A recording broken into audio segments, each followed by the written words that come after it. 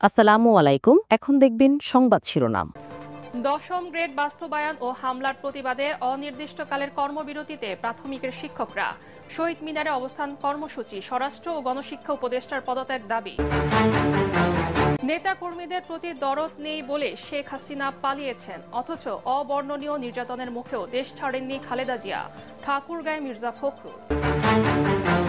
ফেব্রুয়ারির প্রথমার্ধে নির্বাচন বিলম্বিত করার কোনো ইচ্ছা সরকারের নেই, মন্তব্য আইন উপদেষ্টার। উৎসব মুখর পরিবেশে ভোট আয়োজনের আশাবাদ।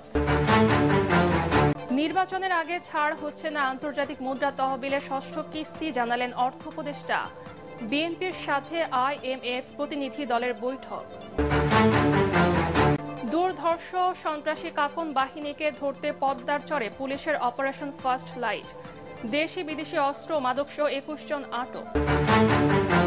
এতক্ষণ শুনছিলেন সংবাদ শিরোনাম, এখন দেখবেন বিস্তারিত। প্রাথমিক ও গণশিক্ষা উপদেষ্টা এবং স্বরাষ্ট্র উপদেষ্টার পদত্যাগ দাবি করেছেন আন্দোলনরত সরকারি প্রাথমিক বিদ্যালয়ের সহকারী শিক্ষকরা। কেন্দ্রীয় শহীদ মিনারে অবস্থান নিয়ে দুই উপদেষ্টার পদত্যাগ দাবি করেন আন্দোলনের প্রধান সমন্বয়কারী মাহবুবুর রহমান চঞ্চল।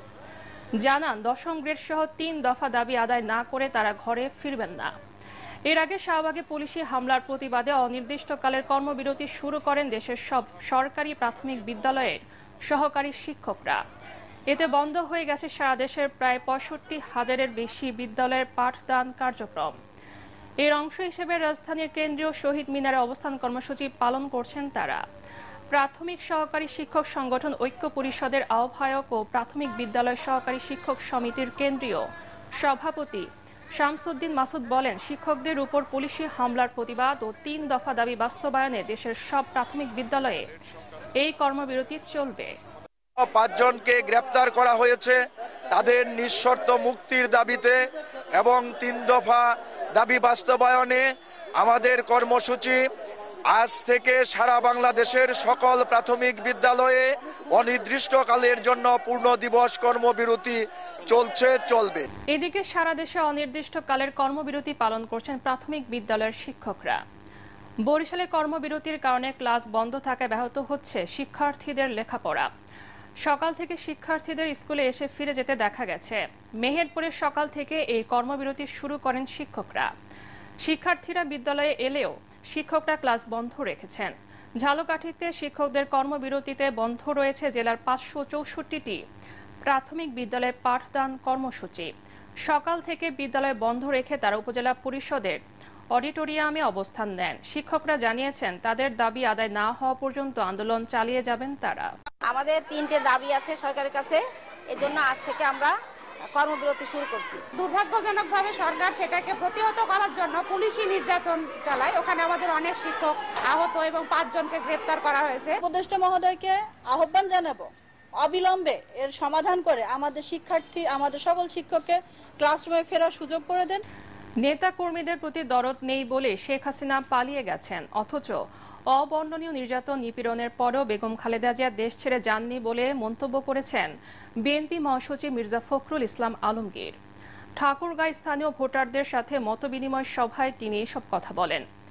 জাতীয় নির্বাচনের আগে গণভোটের কোনো সুযোগ নেই উল্লেখ করে মির্জা ফখরুল জানান, সংস্কার প্রশ্নে বিএনপি রাজি, কিন্তু সেসব সংস্কারে বিএনপি রাজি নয়, তা সংসদে গিয়ে আলোচনার মাধ্যমে পাশ হবে।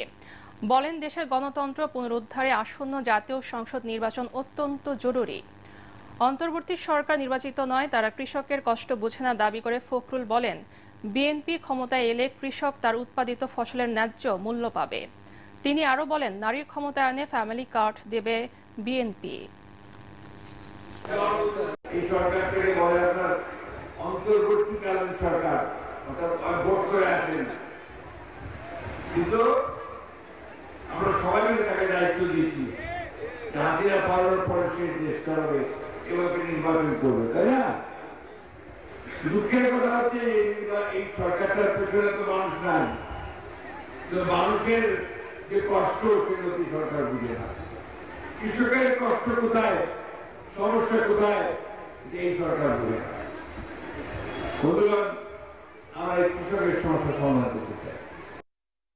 জাতীয় সংসদ নির্বাচন নিয়ে শঙ্কার কোনো কারণ নেই বলে জানিয়েছেন আইন উপদেষ্টা আসিফ নজরুল।